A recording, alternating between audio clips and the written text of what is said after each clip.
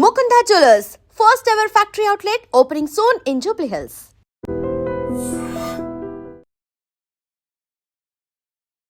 నమస్కారం, welcome to iDream. నేను మీ సంగీత. Private hospitals ఇక మీదట ఐసీయూ అదేవిధంగా వెంటిలేటర్కి సంబంధించిన ఛార్జెస్ అన్నీ కూడా ఎక్కువ మొత్తంలో వసూలు చేయడానికి కుదరదు అని చెప్పేసి చాలా స్పష్టంగా తెలపడం జరిగింది. ఎందుకు అనంటే ఎప్పుడైతే ఐసీయూ అదేవిధంగా వెంటిలేటర్కు సంబంధించిన ఛార్జెస్ ఉంటాయో అవి చాలా తీవ్రంగా ఉండడం జరుగుతుంది అంటారు. ఎలా అంటే ఒక్కొక్కసారి గంటకు 10,000 కానివ్వండి, లేదంటే 15,000 కానివ్వండి, రోజుకు ఒక 20,000 కానివ్వండి, 30,000 కానివ్వండి, ఇలాంటివి చెప్తూ ఉంటారు. ఆ నేపథ్యంలో ఏమవుతుంది అంటే సామాన్య ప్రజలు ఎవరైతే ఉంటారో వారి కుటుంబ సభ్యులు చాలా అంటే ప్రాణాపాయ స్థితిలో ఉన్నప్పటికీ కూడా వారు ఆ డబ్బులను విన్న వెంటనే వారి యొక్క స్తోమత సరిపోక నిస్సహాయ స్థితిలో ఉండడం జరుగుతుంది. దాంతోపాటు 2024లో కూడా ఏదైతే ఈ వెంటిలేటర్కి సంబంధించిన ఆదాయం కూడా $207 మిలియన్ నికరంగా ఉండడం చూశారు. కాబట్టి ఇక అది రాను కూడా పెరిగే ఛాన్సెస్ ఉన్నాయి అని చెప్పేసి గుర్తించింది. ఈ నేపథ్యంలోనే ఇక మీదట ఎప్పుడైనా సరే ఏ హాస్పిటల్లోనైనా సరే వెంటిలేటరు అదేవిధంగా ఐసీయూ ఛార్జెస్ అన్నీ కూడా బోర్డులో డిస్ప్లే చేయాలి. ఎంత అంటే అవర్ చొప్పున లేదంటే డే చొప్పున ఎంత ఉంటుంది అనేది దాన్ని బట్టేసి అక్కడ డిస్ప్లే చేస్తే దాన్ని బేస్ చేసుకొని ఇక్కడ పేషెంట్ సంబంధించిన అటెండర్స్ ఎవరైతే ఉంటారో వారు చర్యలు తీసుకోవడం అనేది జరుగుతుంది అని చెప్పేసి చెప్పారు. అంటే మనము చూస్తుంటాం చాలా వరకు ఐసీయూలో పెట్టేశాము ఇంత ఛార్జెస్ అయ్యాయి అని చెప్పేసి అంటారు. ఐసీయూలో నిజంగానే పెడతారు కరెక్టే, కానీ ఐసీయూ అంతవరకు అది అంతసేపటి వరకు ఆ యొక్క ఏసీ అనేది రన్ అయ్యిందా లేదా మనకు తెలియదు. దాంతోపాటు వారికి ఎలాంటి ట్రీట్మెంట్ చేస్తున్నారన్న విషయము కూడా పూర్తి స్థాయిలో తెలియదు. మనకు ఒక విజిటింగ్ అవర్స్ ఉంటాయి, ఆ టైంలో వెళ్ళాలి, మనకు సంబంధించిన పేషెంట్ ఎవరైతే ఉంటారో వారిని చూడాలి, మళ్ళీ బయటికి రావాలి. ఆ తర్వాత మళ్ళీ అసలు మనకు దాంట్లో ఏం జరుగుతుందన్న విషయం అయితే తెలియదు.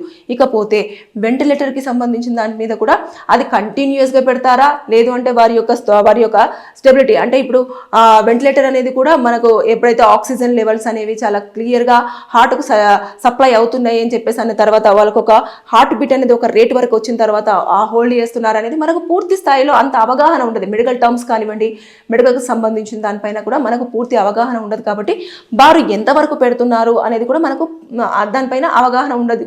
ఈ నేపథ్యంలో ఎంతవరకు అయితే ఐసీయూ కానివ్వండి అదేవిధంగా వెంటిలేటర్ కానివ్వండి పెడతారో ఆ టైం వరకు మాత్రమే ఛార్జెస్ అనేవి మీరు ఏదైతే పేషెంట్కి సంబంధించిన బిల్ ఉంటుందో ఆ బిల్లో క్రెడిట్ చూపించాలి అని చెప్పేసి చెప్పడం జరిగింది. అంటే ఇక మీదట ఎప్పుడైనా సరే ఇక కేంద్రమే ఆల్రెడీ జోక్యం చేసుకొని ఇంతవరకు కూడా ఆలోచించి ఇలాంటి నిర్ణయం తీసుకుంది. కాబట్టి ఇక మీదట ప్రైవేట్ హాస్పిటల్స్కి సంబంధించిన ఏ హాస్పిటల్ వాళ్ళైనా సరే మన డిస్ప్లేలో ఖచ్చితంగా వెంటిలేటర్ అదేవిధంగా ఐసీయూకి సంబంధించిన ఛార్జెస్ అనేవి డిస్ప్లే చేయాల్సిందే. ఒకవేళ చెయ్యని పక్షంలో ఖచ్చితంగా మీరు కంప్లైంట్ రేస్ చేయొచ్చు. ఎందుకంటే ఆల్రెడీ కేంద్రమే సూచించినప్పటి ఎందుకని ఈ హాస్పిటల్స్ మాకు ఇలా డిస్ప్లే చేయట్లేదు, ఒకవేళ చెయ్యని పక్షంలో మాకైతే ఖచ్చితంగా ఓరల్గానైనా చెప్పాలి కదా ఇంతవరకు ఉంటుంది అని చెప్పేసి. అదేవిధంగా అక్కడ ఉన్న వాళ్ళకు కూడా మీరు అడిగి తెలుసుకోవాలి. తెలుసుకున్న తర్వాత మీకు కనుక అక్కడ ఏదన్నా అంటే ప్రాబ్లం ఉంది, లేదంటే వారు సరిగ్గా చెప్పట్లేదు, సరిగ్గా ఇబ్బంది పెడుతున్నారు అని చెప్పేసి మీ గ్రహిస్తే పోలీసులకి ఇమీడియట్గా మీరు ఇన్ఫర్మేషన్ అందించవచ్చు. అందించిన తర్వాత వారు అక్కడికి వచ్చేసి వారిని అడుగుతారు. అడిగిన తర్వాత ఇలా డిస్ప్లే చేయాలి కదా అండి, లేదంటే డిస్ప్లే చేయకపోతే వరకైనా ఇన్ఫర్మేషన్ ఇవ్వాలి కదా, ఆల్రెడీ కేంద్ర ప్రభుత్వమే ఇలా చెప్పడం జరిగింది కదా, మీరు ఏదైతే అవర్స్ ఉంటాయో ఆ అవర్స్ చొప్పున కానివ్వండి, లేదు అనుకుంటే ఎంతవరకు అయితే వెంటిలేటర్ కానివ్వండి అదేవిధంగా ఐసీయూలో కానివ్వండి ఉంచుతారో ఆ ఛార్జెస్ మాత్రమే మీరు అప్లికేబుల్ చేయాలి అని చెప్పేసి చాలా క్లియర్గా మెన్షన్ చేశారు. కాబట్టి మీరు ఇంకా ఎందుకని ఆ రూల్ని పాటించట్లేదని చెప్పేసి అడగొచ్చు. అంటే ఇది కేంద్ర ప్రభుత్వం ఇప్పుడు సూచించి కూడా జస్ట్ ఒక 1 డే అవుతుంది. కాబట్టి అతి త్వరలోనే ఇది అప్లికేబుల్ అయ్యే అవకాశాలు కూడా ఉంటాయి. కాబట్టి ఇక మీదట ఎవరైతే సామాన్య ప్రజలు ఉంటారో, కొంచెం నిరుపేద కుటుంబం వాళ్ళు ఉంటారో, పెద్ద హాస్పిటళ్లలో ప్రాణాలు కాపాడుకోవాలని చెప్పేసి వచ్చిన వాళ్ళు ఉంటారో, డబ్బులు లేక వారి యొక్క కుటుంబ సభ్యులను కాపాడుకోలేక చాలా మంది వెనుదిరిగిన వాళ్ళు ఉంటారు. కానీ ఇప్పుడు అందరికీ అందుబాటులోనో లేదు అనుకుంటే వారికి తెలిసే విధంగానో లేదంటే ఇవన్నీ ఉంటాయి. కాబట్టి ఒక్కొక్క హాస్పిటల్కి సంబంధించిన ఎక్విప్మెంట్ని బేస్ చేసుకొని అక్కడ ఛార్జెస్ అనేవి పెట్టడం జరుగుతుంది. ఆ నేపథ్యంలో ఐసీయూకి సంబంధించి కానివ్వండి, అదేవిధంగా వెంటిలేటర్కి సంబంధించి కానివ్వండి, ఒక్కొక్క హాస్పిటల్లో కొన్ని రేట్స్ అనేవి తక్కువగా ఉంటాయి.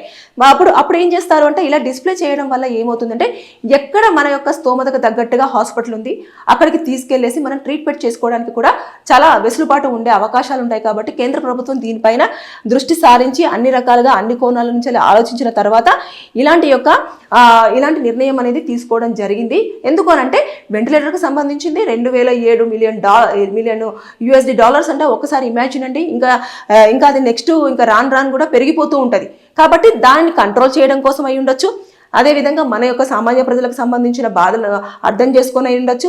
లేదు అనుకుంటే ప్రజల యొక్క ఇబ్బందులు ఇలా పడుతున్నారు, లేదు అంటే వారు ఇలా విచ్చలవిడిగా కూడా డబ్బులు వసూలు చేస్తున్నారు అని చెప్పేసి అనుకున్న నేపథ్యమై ఉండొచ్చు. ఇన్ని కారణాల వల్ల కూడా ఇలాంటి నిర్ణయం అయితే కేంద్ర ప్రభుత్వం తీసుకున్న తర్వాత దాన్ని మాత్రం ఇప్పటికీ ప్రస్తుతానికైతే ఒక స్టేట్మెంట్ రిలీజ్ చేసింది. అది ఎప్పుడు ప్రైవేట్ హాస్పిటల్స్ అన్నింటికి కూడా ఒక ఆర్డర్ ప్రకారంగా కానివ్వండి, లేదు అనుకుంటే ఒక హెచ్చరికగా కానివ్వండి, లేదు అంటే ఒక ఇన్ఫర్మేటివ్గా కానివ్వండి వెళ్ళే అవకాశాలు ఉంది అనేది అతి త్వరలో మనకు తెలియబోతుంది. ఇక మీదట మీరు అడిగే ఛాన్సెస్ అయితే ఉన్నాయి ఖచ్చితంగా. ఎందుకంటే కేంద్ర ప్రభుత్వం ఆల్రెడీ చెప్పింది కాబట్టి మీరు తెలుసుకున్న తర్వాతనే దాంట్లో మీరు ఖచ్చితంగా ఐసీయూకి సంబంధించి కానివ్వండి, వెంటిలేటర్కి సంబంధించి కానివ్వండి, మీరు ఈ డీటెయిల్స్ తెలుసుకున్న తర్వాతనే మీ పేషెంట్ అక్కడ పెట్టొచ్చు. లేని పక్షంలో ఖచ్చితంగా మీరు వెనక్కి తీసుకొచ్చేసి ఎక్కడైతే తక్కువ ఉంటుందో అక్కడ మనము జాయిన్ చేసుకోవడానికి కూడా స్కోప్ ఉంటుంది. ఏదేమైనా సరే కానీ ఇక మీదట ప్రైవేట్ హాస్పిటల్ విచ్చలవిడిగా డబ్బులు వసూలు చేయడానికి కానివ్వండి, అదేవిధంగా సామాన్య ప్రజల యొక్క భారం అంటే ఎక్కువగా చూస్తుంటే అక్కడికి వెళ్ళామనుకోండి ప్రైవేట్ హాస్పిటల్స్కి లక్షలలోనే ఇంకా మొత్తం అంతా డబ్బులు వసూలు చేస్తుంటారు. అప్పులు తీసుకొచ్చి మరీ పెడతారు. చివరికి ఏం చేస్తారు, సారీ అండి మేము ఏం చేయలేకపోయాము, ఎంత ప్రయత్నించినప్పటికీ కూడా ప్రాణాలు కాపాడలేకపోయామని కొంతమంది చాలా వరకు ఇవి వింటూ ఉంటారు. ఇలాంటివి జరుగుతున్నాయి. వెంటిలేటర్ మీద పెట్టినా కొన్ని సందర్భాలలో ఐసీయూలో పెట్టినా ప్రాణాలను దక్కించుకోలేని కుటుంబ సభ్యులు చాలామంది ఉన్నారు. వారికి నిజంగానే ఇది కొంచెం వారికి ఊరట ఉండొచ్చు అని చెప్పేసి నేను కోరుకుంటున్నాను. Thank you. నిజంగా ప్రస్తుతం ఉన్నటువంటి సమాజం దేనికి ప్రయారిటీ ఇస్తుంది? ఆర్థిక సంబంధాల చుట్టూ మాత్రమే తిరుగుతుంది. మళ్ళీ ఎన్నికలంగానే చాలా విరక్తి కలుగుతాను. మంచి అనిపిస్తుంది కదా, లేడీస్ కూడా ఛాలెంజింగ్ జాబ్స్ చేసినప్పుడు చాలా బాగుంటది. ట్రాఫిక్ అసిస్టెంట్స్ గా నియమించిన ట్రాన్స్జెండర్స్ అందరితో సాల్యూట్ చేయించుకుంటున్నారు. ఫుడ్ డెలివరీ ఇవ్వటానికి వెళ్ళినటువంటి డెలివరీ బాయ్ అనిల్ పై కళ్ళ ముందు